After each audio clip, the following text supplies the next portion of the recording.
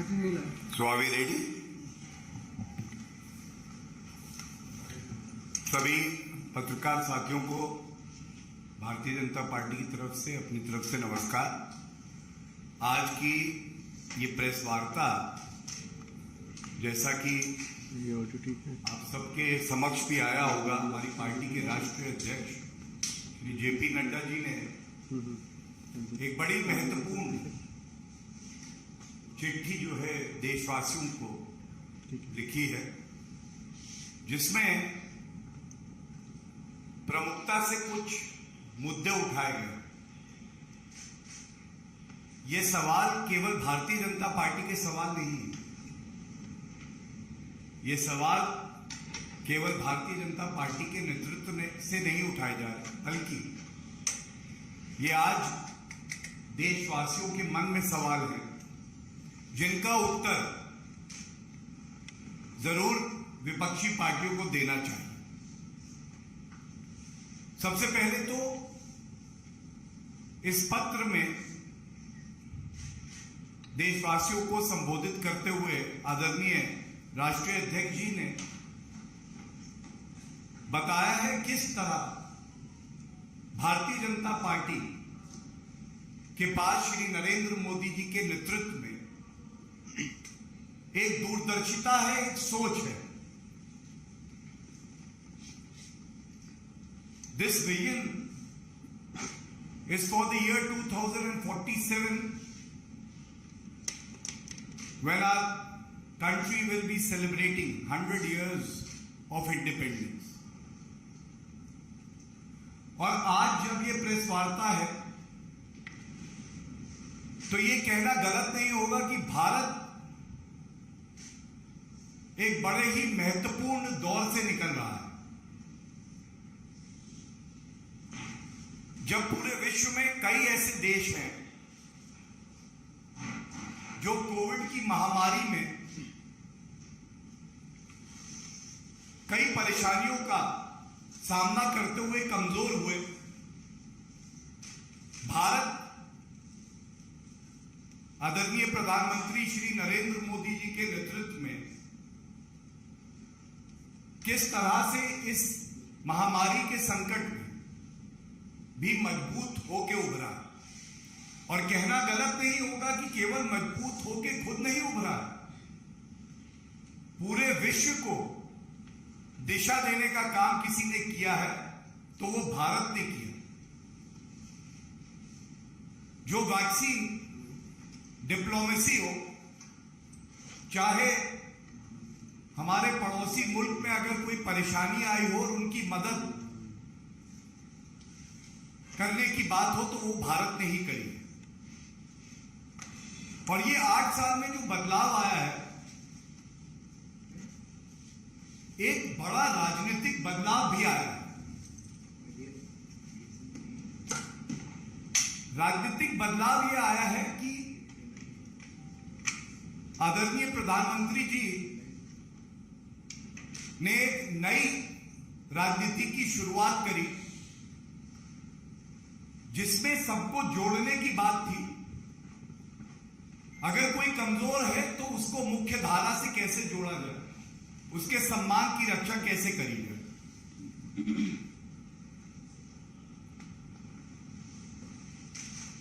और जो पहले वोट बैंक की तोड़ो राजनीति होती थी, उस पे जोड़ो राजनीति हावी हो गई। पहले धर्म और जात के आधार पे विपक्षी पार्टियां, खासकर कांग्रेस पार्टी, तोड़ने का काम करती थी। अब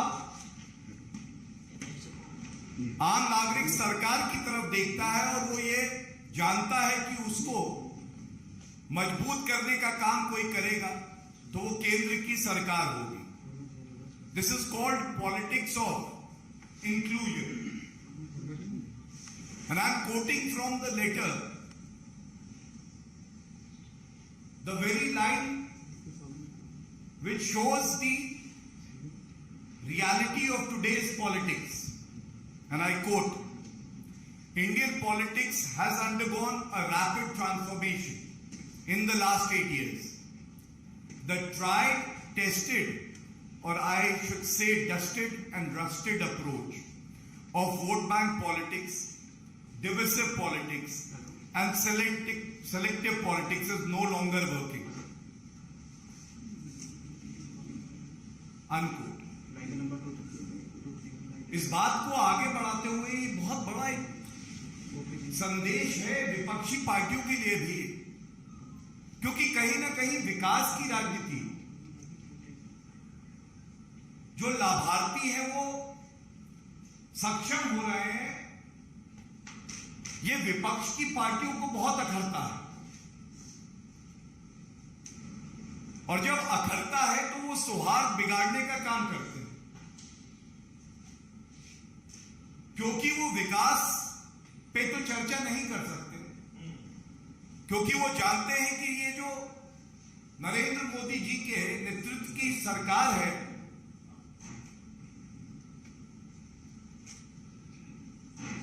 ये बड़े ईमानदारी से जनता के प्रति समर्पित है और कार्य कर रही है। तो इसलिए नैरेटिव को बदला कैसे जाए, कैसे समाज में फूट डाली जाए, कैसे तोड़ा जाए, कैसे सौहार्द निकाला जाए, कैसे चयनात्मक राजनीति करी जाए,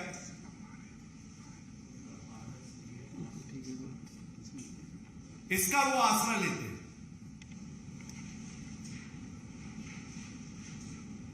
और अभी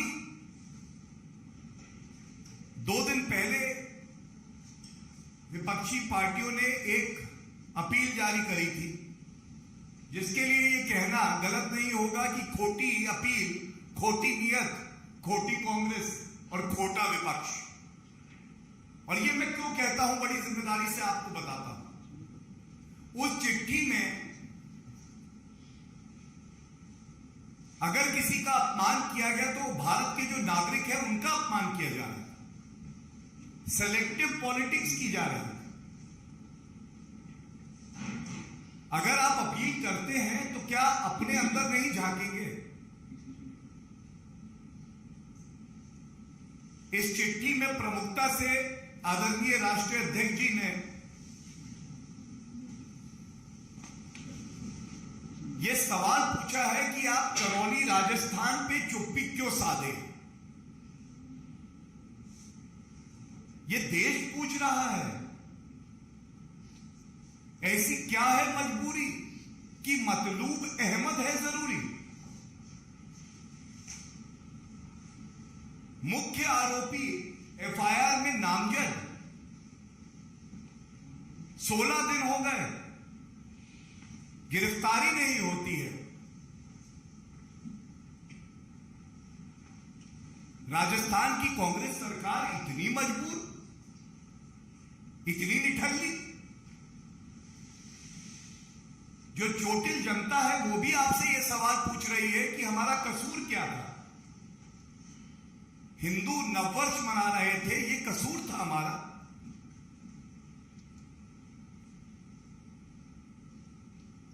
और इसीलिए चाहे पश्चिम बंगाल हो, चाहे झारखंड हो, चाहे राजस्थान हो, और हम महाराष्ट्र में भी देख रहे हैं क्या हो रहा है, लेकिन ये विपक्षी दल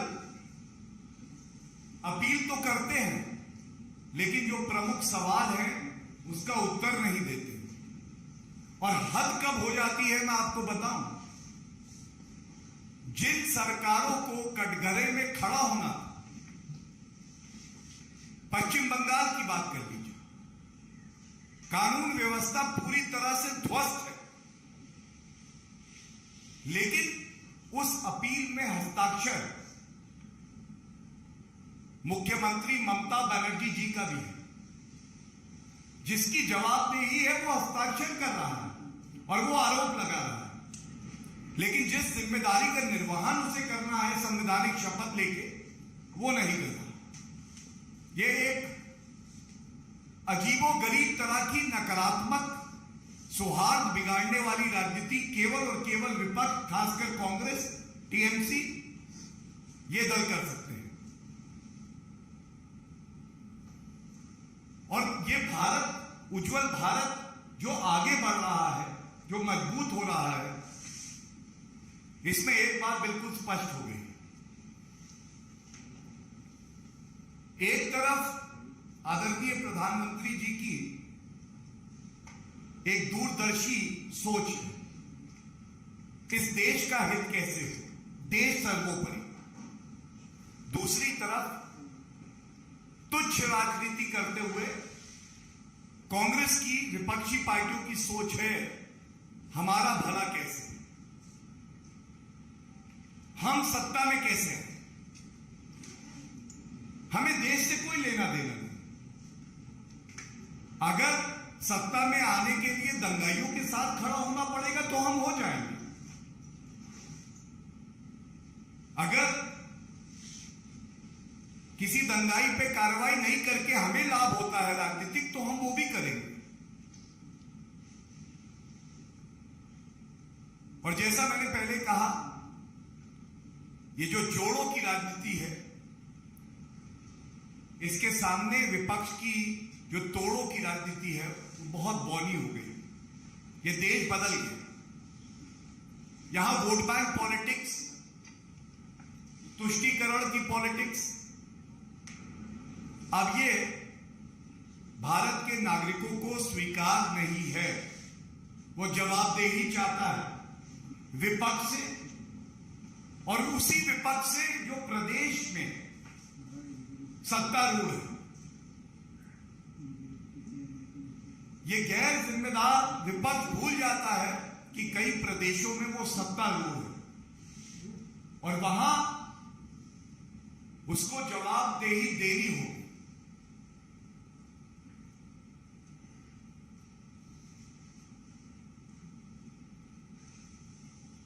जितने भी कांग्रेस शासित राज्य हैं, पश्चिम बंगाल है, या इतिहास की बात कर लें, ये जो अपील आती है ये इतनी खोखली है कि कांग्रेस पार्टी भूल जाती है किस तरह से 1966 में इंदिरा गांधी जी ने निहत्थे साधुओं पर लाठी चलवाई, और ये भी संसद के बाहर। ये कांग्रेस पार्टी भूल जाती है कि सबसे ज्यादा दंगे अगर किसी के शासन में हुए तो कांग्रेस पार्टी के। 1969 में गुजरात, 1980 में मुरादाबाद, 1984 में भिवांडी, 1987 में मेरठ, 1989 भागलपुर, 1994 हुबली, 2013 में मुजफ्फरनगर दंगे सर्वोच्च न्यायालय फटकार लगाता। और जब खुद कटघरे में खड़े होते हैं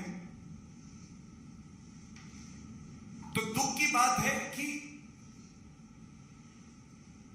उसको सही कैसे ठहराते हैं। इसका सबसे दुर्भाग्यपूर्ण उदाहरण कोई है तो राजीव गांधी जी, जिन्होंने 1984 के नरसंहार को कह दिया कि जब बड़ा पेड़ गिरता है तो धरती हिलती है।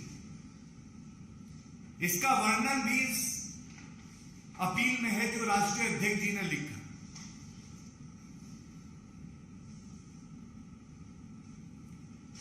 और एक बात इस मंच से बड़ी जिम्मेदारी से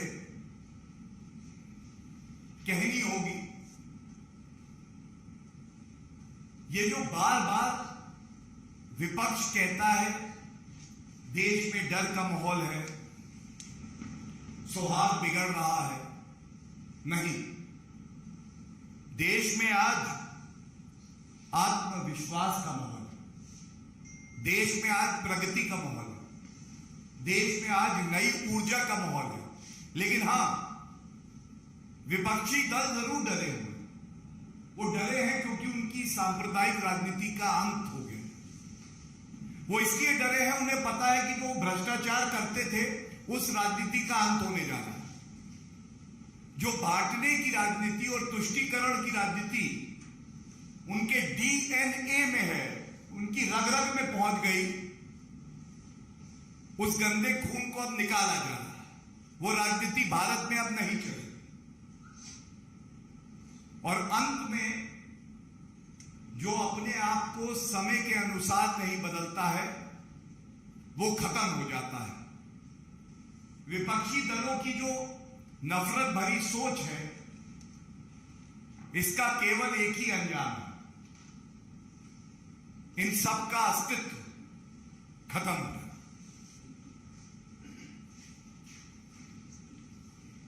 ये जो अपील राष्ट्रीय अध्यक्ष जी द्वारा की गई है, इसमें एक और प्रमुख मुद्दा जो मैं आपके समक्ष रख के अपनी बात को खत्म करूंगा इस विषय पे। हम सब जानते हैं कि 10 मार्च को 5 राज्यों के विधानसभा चुनाव के परिणाम आए। लोकतंत्र में जनता सर्वोपरि है। जनता ही तय करती है कि वो किसको आशीर्वाद देगी, किसकी नीतियों से सहमत है, किसकी नहीं सहमत है। और ऐतिहासिक ये इसलिए था कि 4 प्रदेश, जिसमें उत्तर प्रदेश जो जनसंख्या के आधार पे भारत का सबसे बड़ा प्रदेश है, भी शामिल है। 4 प्रदेशों में डबल इंजन की सरकार पुनः जनता का आशीर्वाद प्राप्त करती। एंटी इनकम्बेंसी की बात होती थी 5 साल की सरकार के बाद। प्रो इनकम्बेंसी शब्द का इस्तेमाल होने लग गया। ये जो पैराडाइम शिफ्ट हुआ है भारतीय राजनीति में, ये इसलिए हुआ है कि भारतीय जनता पार्टी ही वो पार्टी है जिसके पास आज ईमानदार प्रधानमंत्री श्री नरेंद्र मोदी जी जैसा नेतृत्व है, जिसके पास ऐसा संगठन है जो मानता है कि सेवा ही परम भाव है, और एक सोच है जिससे देश आगे बढ़ रहा है। और दूसरी तरफ जब ये परिणाम आए तो कांग्रेस पार्टी जो पंजाब में सत्तारूढ़ थी, वहां भी सुपड़ा साफ हो गया। लेकिन ये बात उनको तब भी समझ नहीं आई कि ये जो नफरत की राजनीति वो कर रहे हैं, दंगाइयों के साथ खड़े होते हैं, इसको भारत की जनता अस्वीकार कर चुकी। और अंत जो है इस विषय पर, इस अपील का जो भाव है कि ये देश प्रगति के रास्ते पर अग्रसर है। इस देश के पास युवा है, ऊर्जा है, सोच है, नेतृत्व है, ईमानदारी है, और भारत को आगे बढ़ने से कोई रोक नहीं सकता। अगर विपक्ष रोड़े भी लगाएगा तो भी उनको करारा जवाब जनता देगी, और ये देश अब रुकने वाला नहीं। बहुत बहुत धन्यवाद। एक विषय और है, उसको आपके समक्ष रख के उसके बाद जो आपके प्रश्न होंगे दोनों विषयों पे मैं आपसे अनुमति लूंगा और उसको उत्तर दूंगा। जैसा कि आप सबको पता है, भारतीय जनता पार्टी सामाजिक न्याय पखवाड़ा बना रही है, और इसमें हमारा उद्देश्य ये है कि हर दिन आपके समक्ष जो सरकार की महत्वपूर्ण उपलब्धियां हैं, जो कार्य सरकार द्वारा किया गया है, विषयबद्ध तरीके से आपके समक्ष रखें। तो आज का विषय जो है वो अत्यंत ही महत्वपूर्ण है, स्वच्छ भारत मिशन। और जैसा आप सबको ज्ञात है, 2 अक्टूबर 2014 वो ऐतिहासिक दिन है जब हम सब के लिए परम श्रद्धेय महात्मा गांधी जी के जन्मदिन पर इस सोच को प्रधानमंत्री श्री नरेंद्र मोदी जी ने आगे बढ़ाया और देश को समर्पित किया। यह केवल एक सोच नहीं थी, यह भारत को नई ऊंचाइयों पर पहुंचाने का एक माध्यम था, एक मिशन था। सपना बहुत बड़ा था। कुछ लोगों के लिए यह असंभव था, कुछ लोगों ने इसका मजाक भी उड़ाया, लेकिन यह कहना गलत नहीं होगा कि बापूजी के सपने को साकार करके करोड़ों करोड़ों भारतीयों का जीवन अगर किसी ने बदला, उनको सम्मान दिया, तो उस सोच का नाम आदरणीय प्रधानमंत्री श्री नरेंद्र मोदी जी। सपना यह था कि खुले में कोई भी शौच ना जाए। India has to be open defecation free. और यह कार्य संभव हो, इसके लिए एक बहुत ही मुश्किल समय सीमा थी, 5 साल की, कि 2 अक्टूबर 2019 को जब भारत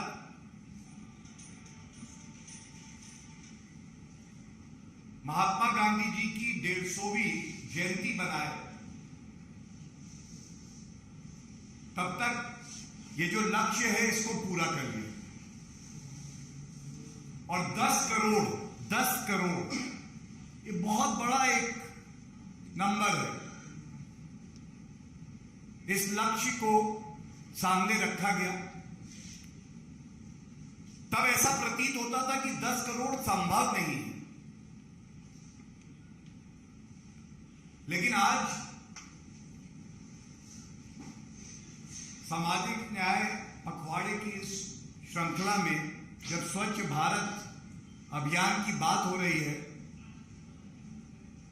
हर भारतीय को गर्व की अनुभूति हो रही है कि 11.5 करोड़ से ज्यादा घरों को शौचालय मिले।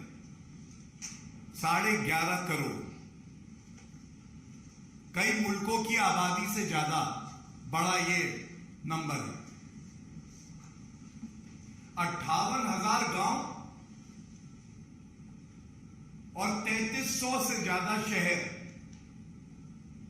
जो योजना open defecation free ODF plus उसमें लाभान्वित हुए। और केवल घरों तक ये मुहिम पहुंचे, इसके अलावा यह भी सुनिश्चित करना कि सार्वजनिक स्थलों पे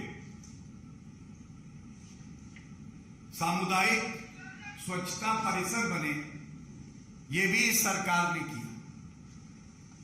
पब्लिक यूटिलिटीज, और इसकी संख्या है 8,20,000, 8,20,000।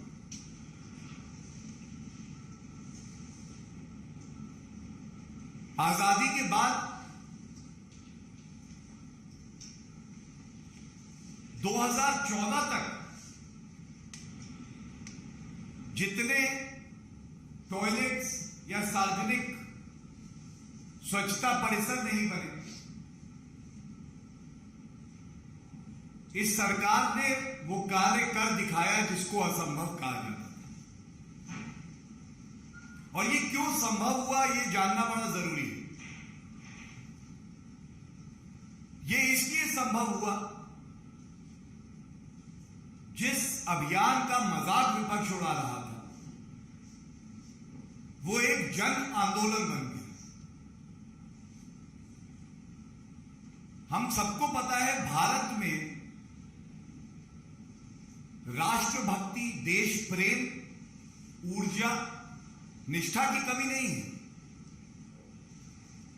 बट उसको सही दिशा में और सही लक्ष्य के लिए केंद्रित करना, और ये काम किसी ने किया तो आज गर्व से कह सकते हैं कि हमारे प्रधानमंत्री श्री नरेंद्र मोदी जी ने किया।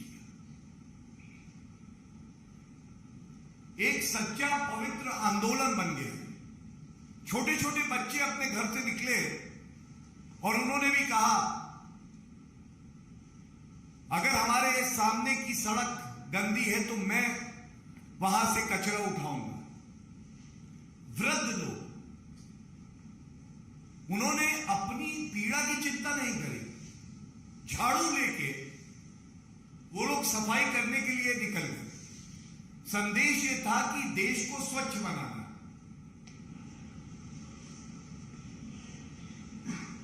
और वाकई चमत्कार हुआ, जिसकी गूंज केवल भारत तक सीमित नहीं रही, पूरे विश्व में गई। प्रधानमंत्री जी को global goalkeeper award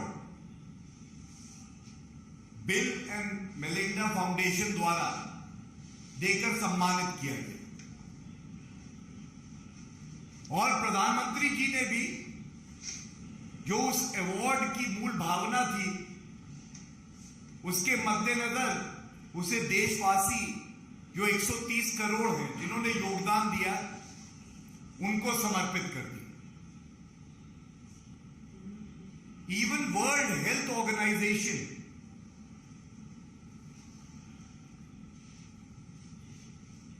recognized the unachievable feat achieved by India through collective hard work and dedication. और एक स्टडीज के अनुसार कैसे इसका प्रभाव जनमानस पर हुआ,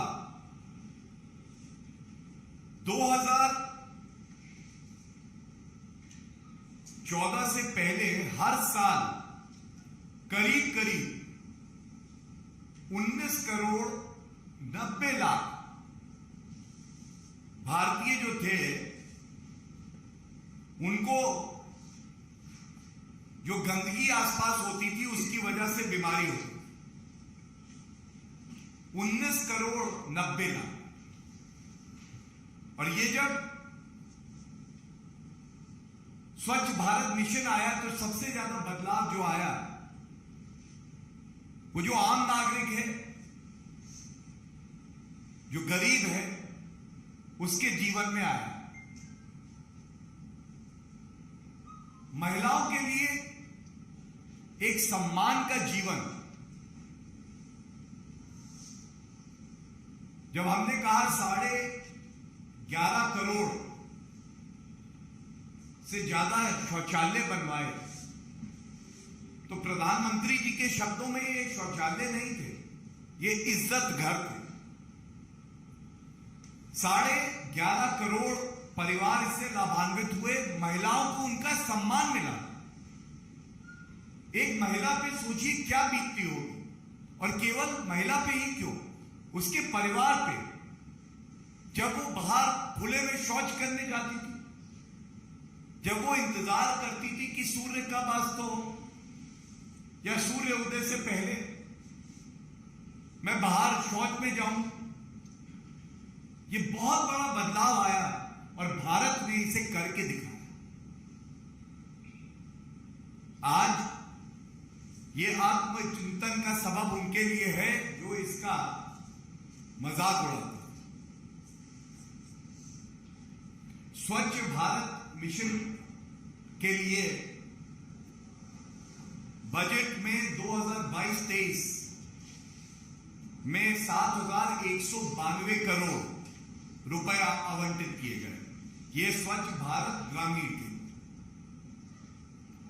और स्वच्छ भारत मिशन शहरी के लिए 2021 से 2026 5 साल की अवधि में 1,41,678 करोड़ रुपए खर्च किए गए। यह दिखाता है कि हमारी प्रतिबद्धता स्वच्छ भारत को लेकर नल से जल पहुंचे, यह सुनिश्चित करेगी कि ऐसा कोई घर ना हो जहां पे जो मूलभूत सुविधाएं हैं वो नागरिकों के पास ना। जो मंत्र है वो यही है कि आम जनता किस तरह से सम्मानपूर्वक मुख्य धारा से जुड़ के देश को आगे बढ़ा और सही मायने में जब देश का इतिहास लिखा जाएगा तो स्वर्ण अक्षरों में अगर कोई अभियान आएगा तो वो स्वच्छ भारत अभियान होगा। केवल इसलिए नहीं कि करोड़ों शौचालय बने, करोड़ों जल के नल कनेक्शन दिए गए, पर क्योंकि जो मूलभूत सुविधाएं थी उससे करोड़ों नागरिकों का जीवन बेहतर। धन्यवाद।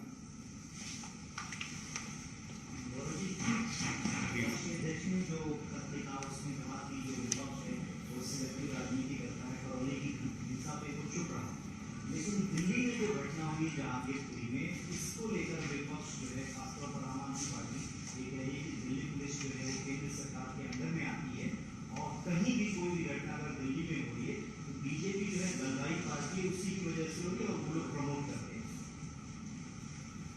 देखिए,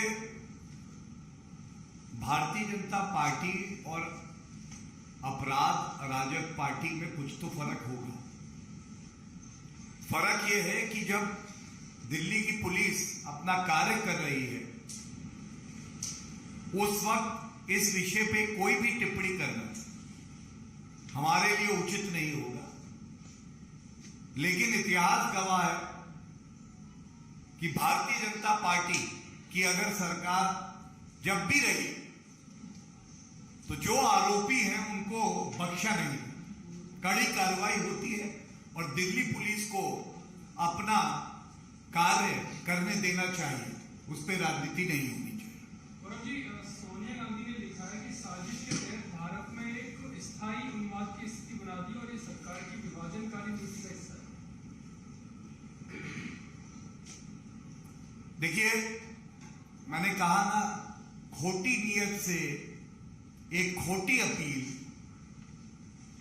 जो इसलिए नहीं करी गई कि सौहार्द बना रहे,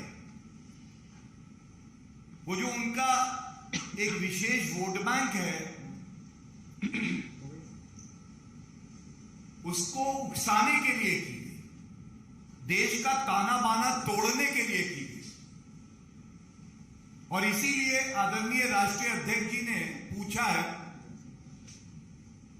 15 दिन से मुख्य आरोपी गिरफ्तार नहीं हुआ, इसकी जिम्मेदारी कौन लेगा। और अगर विपक्ष की इस अपील में रत्ती भर भी ईमानदारी होती तो सबसे पहले वो कांग्रेस शासित राज्य के मुख्यमंत्री से कहते कि किसी आरोपी का धर्म मत देखो, संविधान देखो, कानून देखो और सख्त से सख्त कार्रवाई करो, लेकिन ऐसा हुआ नहीं। गौरव जी, एक और बात है, जिस तरह से बीजेपी शासित राज्यों में जो अपराध कर रहे हैं उनके खिलाफ बुलडोजर चलाया जा रहा है, इसको लेकर के मदनी ने सुप्रीम कोर्ट में अपील की है और कहा है कि यह गलत तरह की राजनीति को जन्म देगा। देखिए, सर्वोच्च न्यायालय में अगर कोई मामला है उस पर टिप्पणी करना बिल्कुल उचित नहीं होगा, लेकिन यह भी विचित्र राजनीति है विपक्ष की कि पत्थर जब उग्रवादी मारते हैं तो वो विपक्ष के लिए मोहब्बत, प्यार, सौहार्द का प्रतीक है, लेकिन न्याय संगत तरीके से कानून के तहत अगर बुलडोजर उग्रवादियों को सजा देने का कार्य करता है तो वो नफरत फैलाने वाला होता है।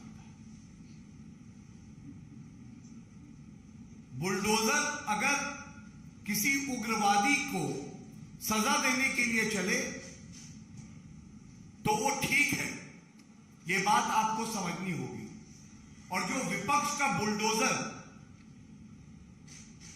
सारे नागरिकों की भावनाओं को आहत करने के लिए चलता है, संविधान को खंडित करने के लिए चलता है, जो विपक्ष का बुलडोजर रोज समानता और सौहार्द को बिगाड़ने के लिए चलता है, उसको कैसे उचित कहेंगे ये बताओ। ये बात विपक्ष में नहीं, उलेमा ए हिंद के मदनी ने कही। सर्वोच्च न्यायालय की पिटीशन पे कोई भी टिप्पणी करना उचित नहीं होगा। जो कार्रवाई की जा रही है वो न्याय संगत है, कानून के तहत है। धन्यवाद। I think good for the day. Thank you.